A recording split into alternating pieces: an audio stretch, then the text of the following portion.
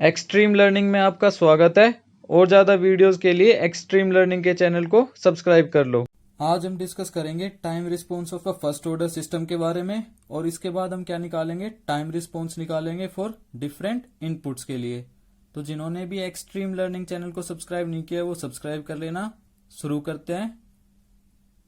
सबसे पहले हम देखते हैं कि फर्स्ट ऑर्डर सिस्टम क्या होता है।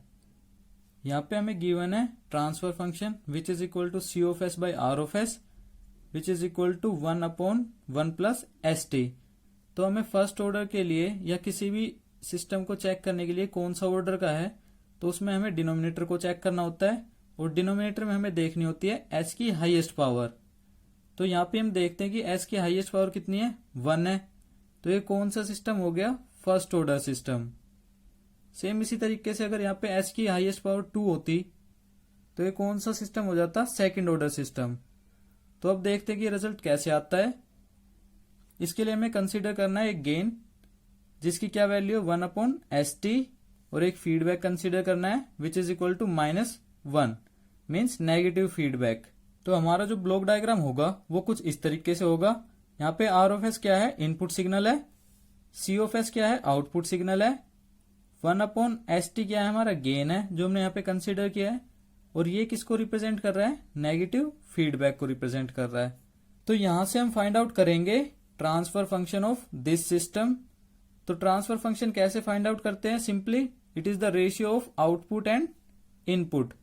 सो C of S by R of S which is equal to G of S upon 1 plus G of S into H of S, where G of S is equal to 1/ST and H of S is equal to -1। तो ये दोनों value हमें यहाँ पे put कर देनी है। तो हमारा क्या रिजल्ट आएगा, 1/ST upon 1 plus 1/ST into 1। इसको सोल्व करने पे हमें फाइनल रिजल्ट क्या मिलेगा, 1/1 plus ST which is equal to transfer function of first order system. क्यों, क्योंकि यहाँ पे S की हाईएस्ट पावर कितनी है, 1। तो ये हमें ड्राइव करना था सबसे पहले। इसको हम शो कर सकते हैं ऐसे, C of S upon R of S which is equal to 1/1 plus ST।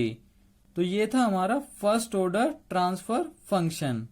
अब इसके बाद देखते हैं time response of first order system with unit step input.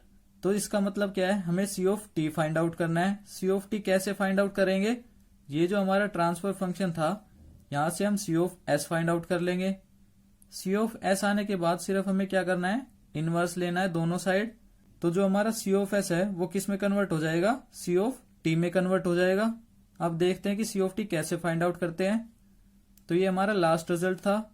यहां से हमने आर ऑफ एस को इधर भेज दिया, तो हमारी वैल्यू क्या हो जाएगी, C of S is equal to 1/1 plus S T into R of S. R of S क्या है, हमारा इनपुट सिग्नल है, where unit step input is the input signal.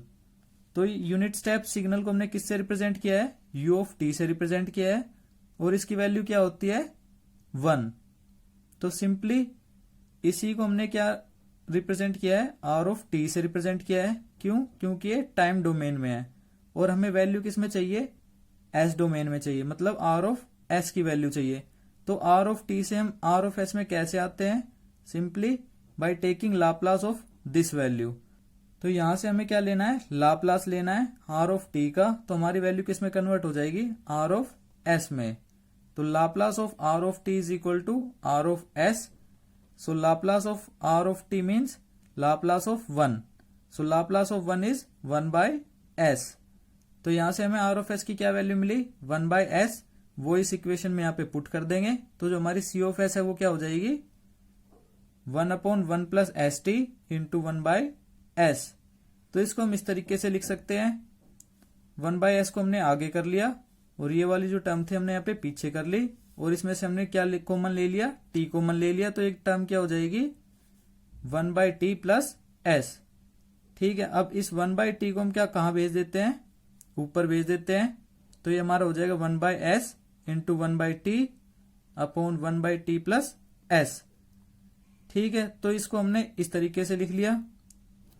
तो जो हमारी सी ऑफ एस की वैल्यू क्या आई, 1/s into 1/t upon s plus 1/t। तो इसको हम किस तरीके से लिख सकते हैं, इस तरीके से लिख सकते हैं। इसको क्या कर लिया हमने, सेपरेट कर लिया।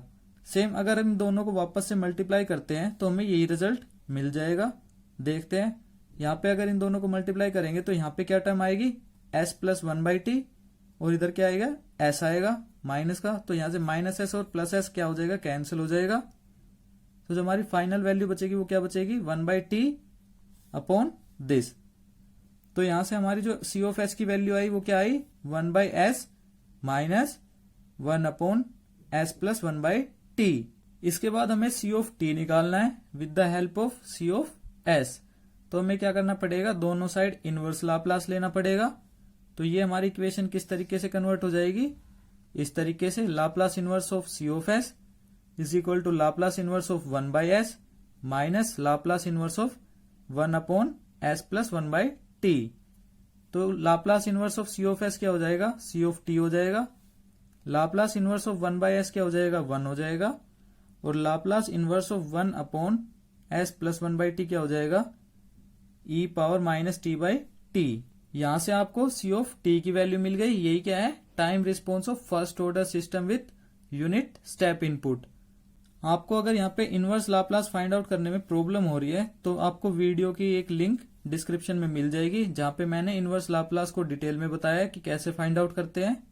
इसके बाद अगर आप एरर सिग्नल निकालते हैं तो वो कैसे निकलेगा, एरर सिग्नल को हमने किससे रिप्रेजेंट किया, E of T which is equal to R of T minus C of T.